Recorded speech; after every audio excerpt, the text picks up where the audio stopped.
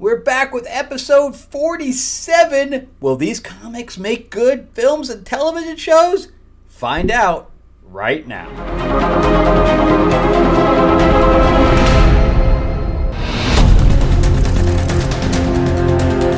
We are back with a new episode. Can you believe it? This close to Christmas. We're just keep going because, the comics got released a lot during Christmas. I guess they wanted to shove everything out right before the holidays. So I did get a pile that I'm trying to catch up on. This is the last batch, and of course tomorrow's Wednesday, so we got a whole new batch coming. But we only have DC this time. I got very little Marvel this week, and DC was, I think, the one pushing everything out. But before we even start, I am your host, Frank Zanca. I am an award-winning screenwriter, novelist, comic book writer, and I'm also a line producer that works in film normally. So we're getting to the beginning of the year. I'm kind of hoping that a film crops up here. So I can start working on something, within the next 3 weeks. So before we actually start, too, I also want to show you my Christmas present to myself came in from China today. So this is the Uma Thurman Kill Bill. I thought it looks pretty good. Doesn't look exactly like her. It's not as good as some of the Hot Toys stuff, but I don't have any Uma Thurman stuff, so I figured I'd get that. Plus, I am building out a Ethan Hunt figure, so I'm kind of building it from the ground up. So I got the head in, I got the clothes coming, so I'm just going to need the body. So anyway, I'll keep you guys informed about how that goes, because I think that could come out pretty cool. All right, so let's jump into World's Finest. This is issue number 22, sorry. This is episode issue 22 by Mark Waid and Dan Mora. And I'm sorry to say that I'm going to be dropping this title because Mark Waid said some really stupid shit on social media. And a lot of us are getting together and kind of boycotting anything that he writes. So unfortunately, these creators just don't know how to keep their mouths shut and turn people off. Anyway, we're in the Kingdom Come universe with this one, and there was a character named Thunderman. He was Thunder Boy before, but now he's Thunderman. Wasn't there? I think there was a Disney or Nickelodeon show called The Thundermans too.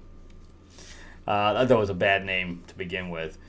But anyway, they send him back, but now they went to go check on him, and he basically betrays them to Gog. So here's him with Gog. And we all knew it was coming because anybody who's read Kingdom Come knows there's Magog. But anyway, the whole Justice League from this Kingdom Come world gangs up on them. He freezes Wonder Woman, so the whole beginning is one big fight scene of them basically trying to get away from the heroes of this world that think they're doppelgangers. So here he's fighting Billy on the bottom. His whole uniform is destroyed for the most part, and then we get some new characters pop in here that I've never seen before. I think they're new just to this. And, Batman gets scratched up a little bit. And then the Green Lanterns take them away. And they get basically imprisoned. And he's like, well, David, we came here to check on you and all this stuff. And he's like, I've never seen you before. So he both basically betrays them completely. And then they go into prison and they see, the Batman villains there, which is kind of cool. And then they see, they get caged up with Metron, who is one of the new gods.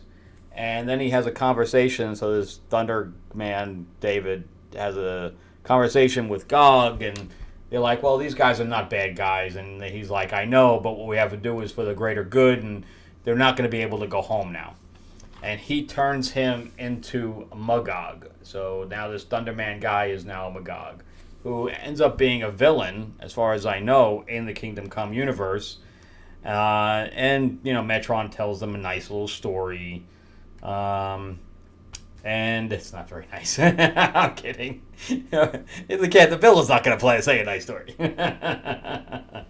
But anyway, Batman figures it out that they're not, the Batman from the Kingdom Come universe figures out they're not their enemies. They're not lying. They knew David's name. And they give him some gear. And they say, well, come with me and we'll figure this stuff out, but we'll get you out of the prison. And, yeah. Let's see what happens at the end here. And then basically, Metron tells them it's, the end of the world kind of thing. And if they don't stop it, then nobody is. So, yeah, it's a decent story. You kind of have to know Kingdom Come to a certain extent to appreciate this story. I'll probably finish out this run for this particular storyline before I drop it. So I think it might have another issue left, and that'll probably be my last one. All right, so, but yeah, it's decent, but they can't make a movie out of it because you wouldn't know Kingdom Come. But the Batman and Superman together, World's Finest they would like the cartoon that they did where Lex and Joker teamed up. That would make a great movie. I think anybody would go see that to see, Batman and Superman working together as opposed to the Snyderverse thing that he totally messed up. All right, so let's jump into Superman. At number 9, the way that this book is completely overpriced. Like that one was $3.99, and this one's $4.99 with the same amount of pages. Don't get it. So he was fighting the chain. I don't know what happened. Superman found this compartment or whatever else that Lex had hidden away, and he found a guy in there. And he let the guy out, and he was called a chain because he has a whole bunch of chains. But I guess they fought, and they captured the chain, but Superman was badly hurt. I can't remember how he got badly hurt, but he did in that fight. So, meanwhile, he's part of Supercorp now because Lex is in prison. They communicate with one another even though he's in prison. And he put Superman in charge of LexCorp. So it became Supercorp. And Mercy is his right-hand girl now. But I guess, they're still keeping his secret. So she is reading fan mail to Superman who's in the hospital. And they have, a whole bunch of light shining on him. And he reads a story from a child, a letter from a child saying that, you saved my brother because the ambulance couldn't get there in time, so you carried the entire ambulance to the hospital and saved my brother's life. And then he gets up and he says, "Yeah, I gotta, I gotta call him." But I definitely remember him and blah blah, and I was trying to get to the page where he wakes up and Lois is so glad to see him. There we go. So Lois is so glad to see him that she basically, that's a pretty big jump, man. That is a pretty big jump, and I like how she's on tippy toes and stuff like that. But anyway, she's so distraught, and she can't tell the secret that, she's married to Superman. So she puts Jimmy in charge. She tells him they're on vacation and puts Jimmy in charge. And he's like, what? And then when Superman wakes up, he's like, I think I just put Jimmy in charge of the Daily Planet. Oh, that's so funny. So it's got some really good stuff in here. And then, Lex gets visited by his mom. And I guess his daughter now is working at, I want to say LexCorp, but it's not LexCorp anymore. So I guess that's his daughter working at Supercorp with a odd uniform. It's like long on one side and not on the other. So anyway, we find out that the bad guys, the professors, and then Mercy shows up, and they try to play it off. And she's like, I know that you guys are married. Just stop with the thing already. and they say he's going after Marilyn Moon Knight, which ends up being the case. And he makes a Superman tech suit so that he's protected because he's still healing. But anyway, this is like a really androgynous person. Originally I thought that was a woman, but it's a man. Not Marilyn Moon Knight, but the bad guy. And, she kind of threatens Marilyn Moon Knight, and I really kind of liked it. Even though it's a very simple page, Superman shows up and pushes them away from one another, and he's in that Lex suit that obviously took 2 seconds to revise from being a Lex suit into a super armor suit, because when he first gets it, it doesn't. I guess they changed it really, really quickly. I don't know. But anyway, the professor's in the wheelchair, and it goes into a transformer mode, and it changes into like this spider thing, and it shoots them, and the whole bit. And Superman's not having any of it at this time, so he belts it, but she shoots at Marilyn Moon Knight, and I'm not sure what happens here, but she kind of explodes, and Superman gets drawn into it. So whatever her power is, takes it on a dimensional thing, which they have to go into a multiverse type situation, and then we get very Back to the Future. So we go back in time to the West. So somebody wanted to do, I think it's Joshua Williamson. Yeah, he wanted to do some kind of a Western thing. So we have these new characters of I think it's supposed to be Nightwing and Babs. But anyway, see, if you see, Superman's kind of on top of the train there, and they stop him right there, and they're holding guns on him, and he's like, nope, I'm going to steal this train, or whatever he says. I'm holding up this train. Yeah. So I don't know what Marilyn Moon Knight is at this point, but apparently they went back in time, and now he's quantum leaping into I don't know what's going on. I'm very confused by the whole thing. He basically quantum leaped into a Western guy, and he's an outlaw? I don't know. If they're going to do that, at least have Jonah Hex in it. Because Jonah Hex doesn't get enough screen time as far as I'm concerned. So I'm liking it. It's just overpriced as far as I'm concerned. But I like it. And it is kind of taking some twists and turns. It's not staying completely on track. It would be nice to do a new Superman movie that doesn't have Zod in it. So Superman 2 is still the superior movie when it comes to Zod. But I would like to see something new. And I don't know about these villains and everything else, but having Lex and him be kind of friends, kind of frenemies, and he gives over Supercore. I don't know. I think that's kind of neat. I think there's something you can do with that in a movie situation if you kind of just set it up. So anyway, we'll see. All right, so then we'll go into Nightwing. And if you guys saw my last review of Nightwing, what did I say? I said, if Beatrice lives, I'm done. So in the last issue, first of all, he's a pirate now.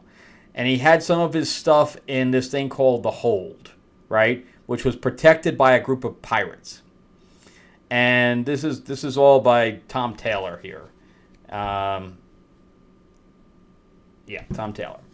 So he's been writing this forever now. He needs to get off it because we need a new writer on this because he's driving this thing into the ground now. So, anyway, so he had his stuff in the hole, but Zuko wanted to steal some. Zuko and Heartless wanted to steal stuff, and they killed the original main pirate king, and then Beatrice takes over, and she hides the hold, so they can't find it. But meanwhile, Dick shows up, and he needs stuff.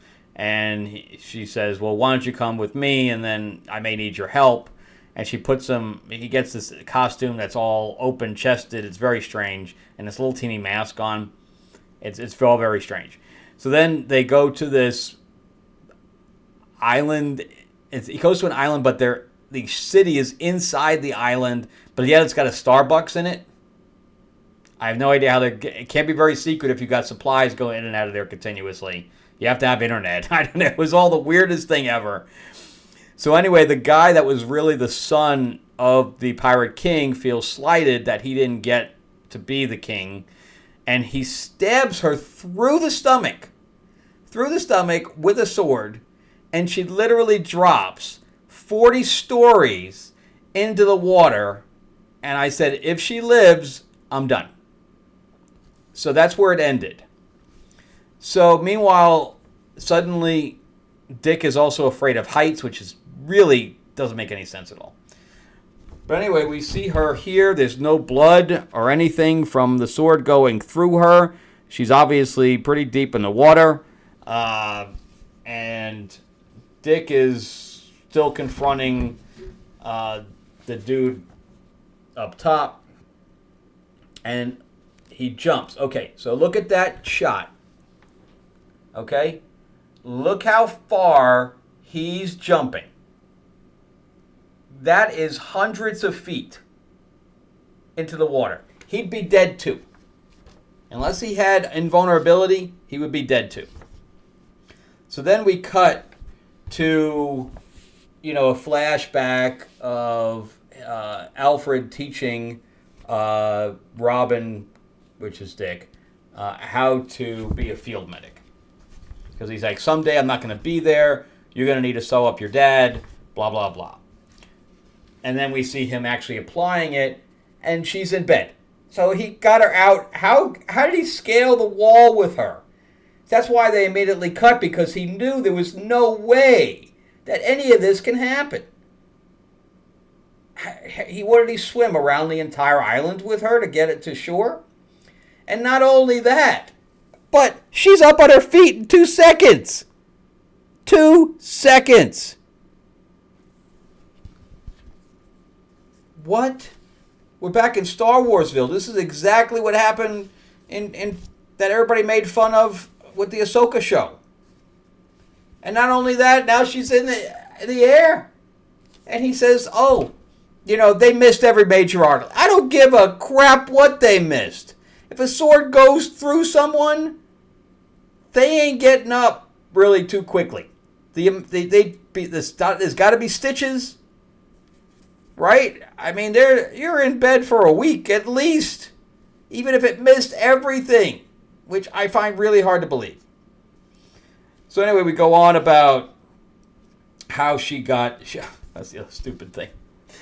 All right, so supposedly she steals a yacht.